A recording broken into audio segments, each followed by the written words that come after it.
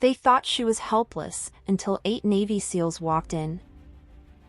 The clock on First National's wall reads 12:07 p.m. when the world tilts sideways.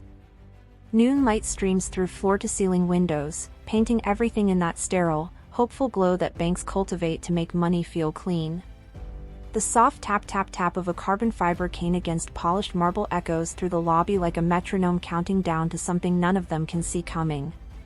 Lena Morales adjusts her grip on the envelope containing $3,000 in checks, donations for the Adaptive Warriors Foundation, another mission in a life that's never really stopped serving.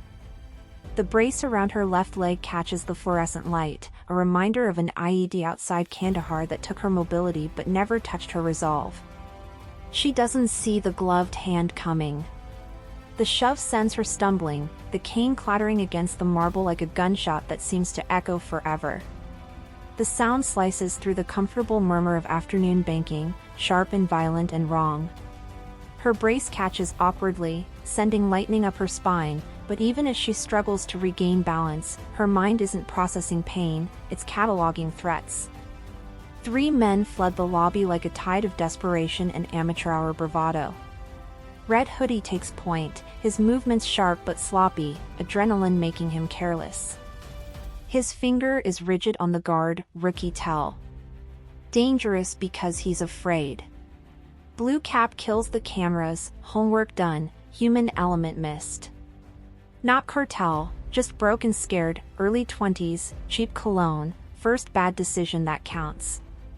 The third man, Black Jacket, sweeps his weapon across the handful of customers who suddenly find themselves starring in their worst nightmare. Everyone down. Now. This is happening. Red Hoodie's voice cracks on the last word, betraying nerves that professional operators would never show.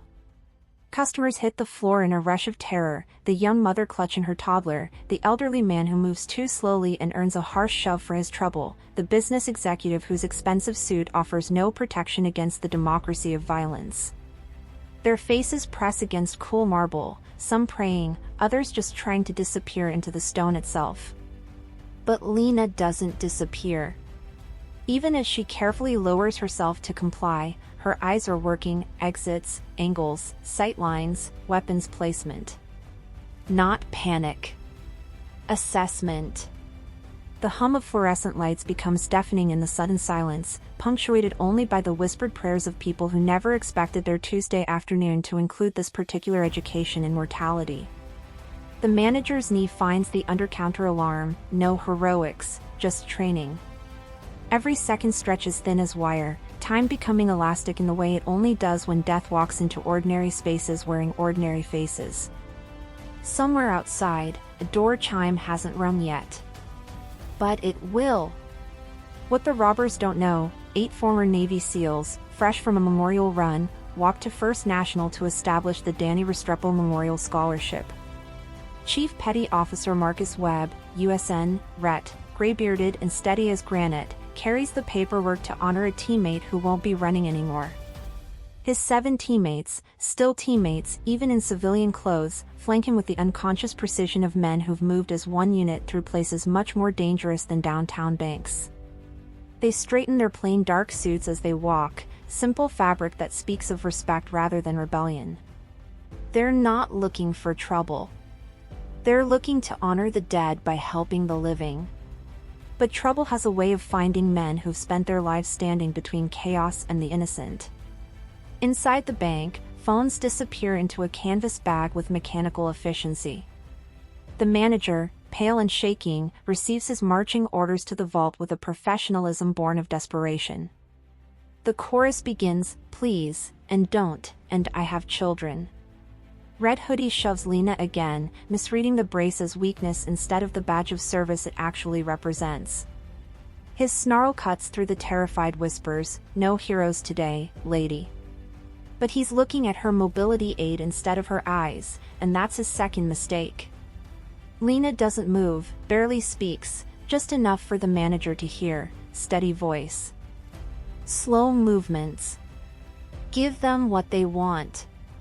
Her heartbeat becomes a countdown, 60 beats, 70, 80, while her gaze flicks toward the door like she's reading coordinates on a horizon she trusts absolutely. Sirens aren't close. Help isn't guaranteed.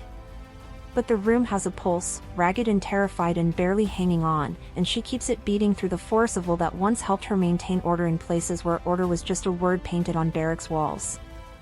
They planned for 2 minutes. 90 seconds in, everything changes. Then the bell chimes.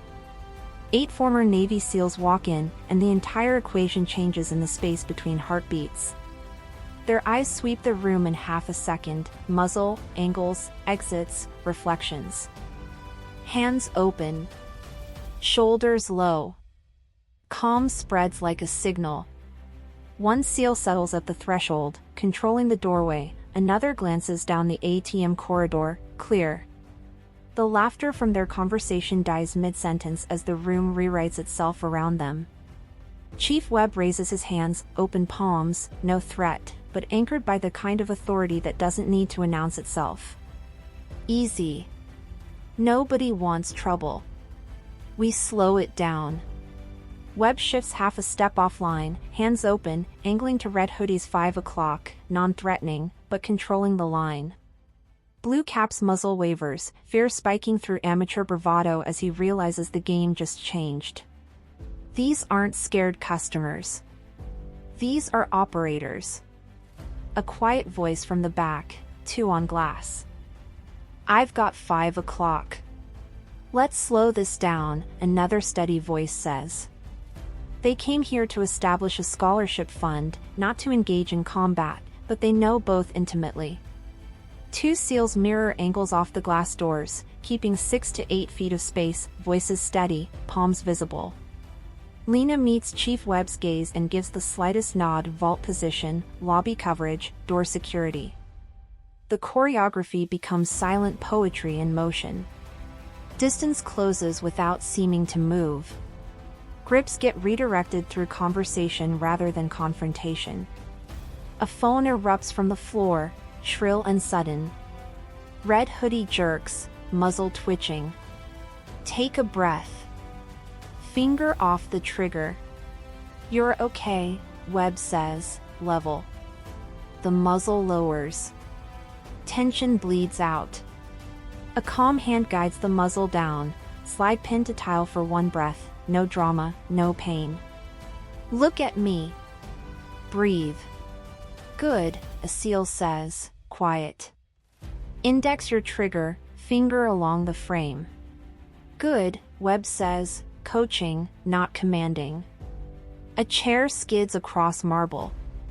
Someone grunts, exertion or surprise, impossible to tell. Then stillness settles over the lobby like dust after an explosion. No shots fired.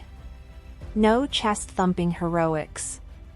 Just zip-tie restraints improvised from deposit bag handles, 3 sets of hands secured behind backs, and chests heaving with the realization that they're still breathing when they very easily might not have been. The lobby learns how silence feels after a storm, profound, fragile, precious. Blue lights begin to paint the windows as patrol units respond to the silent alarm. Officers pour through the entrance, weapons drawn, ready for the worst, but find instead 8 former Navy SEALs stepping back with hands visible, giving space to the uniforms and the story that needs official telling. On screen, this is a dramatization, not advice. Intervention like this belongs to trained professionals. Lena steadies herself on her brace, accepting help with the dignity of someone who knows when to lean on others. Chief Webb retrieves her cane from where it fell and sets it beside her like returning colors to a fellow sailor, recognition of service, respect for sacrifice, the quiet fraternity that exists between those who've sworn the same oaths. Master at Arms? He asks, and the question carries decades of shared understanding. She nods, a small smile breaking through the adrenaline crash. No words needed. No explanations required. The bank manager, still shaking but no longer terrified, attempts to thank the 8 former Navy SEALs who transformed his worst day into a testament to the power of being in the right place at the right time with the right training. But Chief Webb gestures toward Lena with characteristic humility. She kept the room breathing, he says simply. We just helped finish what she started. The paperwork, resumes, different paperwork now, police reports and witness statements, but also the original mission. The Danny Restrepo Memorial Scholarship will still be established, born from loss, upheld by living hands, proved worthy by the events of this Tuesday afternoon that no one will ever forget. As the last statements are taken and the last handshakes exchanged, the story becomes something larger than its individual moments. It becomes proof that service doesn't end with discharge papers, that some commitments transcend uniform and rank, that the warrior spirit lives on in adaptive sports foundations and memorial scholarships. It lives on in the split-second decision to step toward danger instead of away from it. Sound off. What moment hit you hardest, and what would you have done in that lobby? Drop your branch and a salute emoji if you stand with those who still run toward danger. Subscribe for more stories that prove heroism isn't always planned, isn't always uniform, but is always ready when the moment demands it. Tell us your branch, your unit, or drop the name of someone you're remembering today. We read every name, because stories like this remind us that the best of us never really leave the service, they just find new ways to serve, new missions to complete, new reasons to prove that when it matters most, warriors still walk among us.